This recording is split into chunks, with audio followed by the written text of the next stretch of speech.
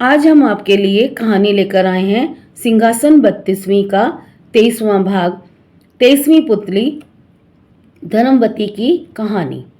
23वीं पुतली, जिसका नाम धर्मवती था, ने इस प्रकार कथा कही।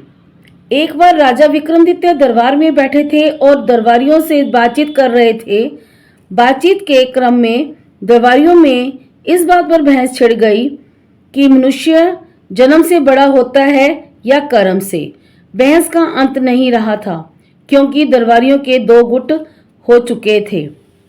एक कहता था कि मनुष्य जन्म से बड़ा होता है, क्योंकि मनुष्य का जन्म उसके पूर्व जन्मों का फल होता है। अच्छे संस्कार मनुष्य में वंशानुगत होते हैं।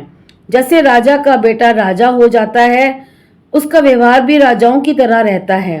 कुछ दरबारियों का मत था कि कर्म ही प्रधान है। अच्छे कुल में जन्मे व्यक्ति भी दुर्व्यसनों के आदि हो जाते हैं और मर्यादा के विरुद्ध कर्मों में लीन होकर पतन की ओर चले जाते हैं। अपने दुष्कर्मों और दुराचार के चलते कोई सामाजिक प्रतिष्ठा प्राप्त नहीं करते और सर्वत्र तिरस्कार पाते हैं। इस पर पहले गुट ने तर्क दिया कि मूल संस्कार नष्ट नहीं हो सकते हैं। जैसे कमल का पौधा कीचड़ में रहकर भी अपने गुण नहीं खोता, गुलाब कांटों में पैदा होकर भी अपनी सुगंध नहीं खोता, चंदन के वृक्षों पर सर्पों का वास होने से भी चंदन अपनी सुगंध और शीतलता बरकरार रखता है, कभी भी वेश्याला नहीं होता। दोनों पक्ष अपने अपने तर्कों द्वारा अपने को सही सिद्ध करने की कोशिश करते रहे। कोई भी अपना विचार बदलने को राजी नहीं था। विक्रम चुपचाप उनकी बहस का मजा ले रहे थे। जब उनकी बहस बहुत आगे बढ़ गई तो राजा ने उन्हें शांत रहने का आदेश दिया और कहा कि वे प्रत्यक्ष उदाहरण द्वारा करेंगे। उन्होंने आदेश दिया कि जंगल से एक सिंह का बच्चा पकड़कर लाया जाए। तुरंत कुछ शिकारी जंगल गए और एक सिंह का नवजात शावक उठाकर ले आए। उन्होंने एक गडरिये को बुलाया और उस नवजात शावक को बकरी के बच्चे के साथ पालने को कहा। गडरिये की समझ में कुछ नहीं आया, लेकिन राजा का आदेश मानकर वह शावक को ले गया। शावक की परवरिश बकरी के बच्चों के साथ होने लगी। वह भी भूख मिटाने के लिए बकरियों का दूध पीने लगा। जब बकरी के बच्चे बड़े हुए तो घास और पत्तियां चरने लगे। शावक भी पत्तियां चाव से खाता। कुछ और बड़ा होने पर दूध भी वह पीता रहा, मगर घास पत्तियां चाहकर भी नहीं खा पाता। एक दिन जब विक्रम ने उस शावक का हाल बताने के लिए बुलाया तो उसने उन्हें बताया कि शेर का बच्चा एकदम बकरियों की तरह व्यवहार करता है। उसने राजा से विनती की कि उसे शावक को मांस खिलाने की अनुमति दी जाए, क्योंकि शावक को अब घास और पत्तियां अच्छी नहीं लगती हैं। विक्रम ने साफ मना कर दिया और कहा कि सिर्फ दूध पर उसका पालन पोषण किया जाए। गडरिया उलझन में पड़ गया। उसकी समझ में नहीं आया कि महाराज एक मांसभक्षी प्राणी को शाकाहारी बनाने पर क्यों तुले हैं। वह घर लौट आया। शावक, जो कि अब जवान होने लगा था, सारा दिन बकरियों के साथ रहता, दूध पीता, कभी कभी बहुत अधिक भूख लगने पर घास पत्तियां भी खा लेता। अन्य बकरियों की तरह जब शाम में उसे दरबे की तरफ हाँका जाता तो चुपचाप सर झुकाए बढ़ जाता तथा बंद होने पर कोई प्रतिरोध नहीं करता। एक दिन जब वह अन्य बकरियों के साथ चल रहा था तो पिंजरे में बंद एक सिंह को लाया गया। सिंह को देखते ही सारी बकरियां डर कर भागने लगी, तो वह भी उनके साथ दुम दबाकर भाग गया। उसके बाद राजा ने गडरिये को उसे स्वतंत्र रूप से रखने को कहा।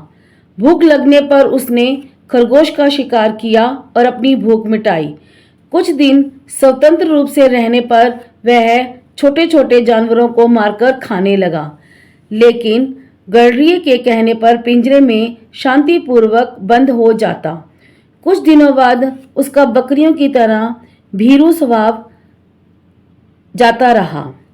एक दिन जब फिर से उसे शेर को उसके सामने लाया गया तो वह डरकर नहीं भागा।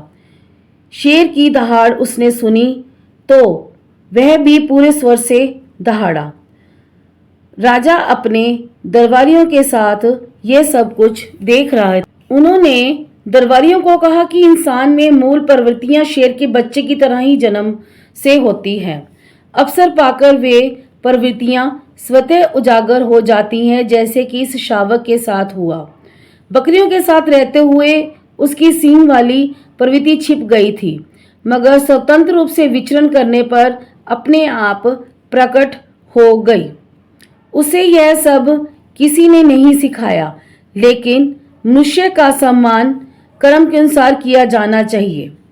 सभी सहमत हो गए, मगर एक मंत्री राजा की बातों में सहमत नहीं हुआ। उसका मानना था कि विक्रम राजकुल में पैदा होने के कारण ही राजा हुए, अन्यथा 7 जन्मों तक कर्म करने के बाद भी राजा नहीं होते। राजा मुस्कुराकर रह गए। समय बीता रहा। एक दिन उनके दरबार में एक नाविक सुंदर फूल लेकर उपस्थित हुआ। फूल सचमुच विलक्षण था और लोगों ने पहली बार इतना सुंदर लाल फूल देखा था। राजा ने फूल के उद्गम स्थल का पता लगाने भेज दिया। वे दोनों उस दिशा में नाव से बढ़ते गए जिधर से फूल बहकर आया था। नदी की धारा कहीं अत्यधिक संकरी और तीव्र हो जाती, कहीं चट्टानों के ऊपर से बहती थी। काफी दुर्गम रास्ता था। बहते बहते नाव उस जगह पहुंची जहां किनारे पर एक अद्भुत दृश्य था। एक पेड़ पर एक योगी जंजीरों से जकड़ा उल्टा लटका हुआ था। जंजीरों की रगड़ से उसके शरीर पर कई गहरे घाव बन गए थे। उन घावों से रक्त चू रहा था, जो नदी में गिरते ही रक्तवर्ण पुष्पों में बदल जाता था। कुछ दूरी पर ही कुछ साधु बैठे तपस्या में लीन थे। जब वे कुछ और फूल लेकर दरबार में वापस लौटे तो मंत्री ने राजा को सब कुछ बताया। तब विक्रम ने उसे समझाया कि उस उल्टे लटके योगी को राजा समझो और अन्य साध नारद सन्यासी उसके दरबारी हुए। पूर्व जन्म का यह कर्म उन्हें राजा या दरबारी बनाता है। अब मंत्री को राजा की बात समझ में आ गई। उसने मान लिया कि पूर्व जन्म के कर्म के फल स्वरूप ही किसी को राजगद्दी मिलती है। धन्यवाद।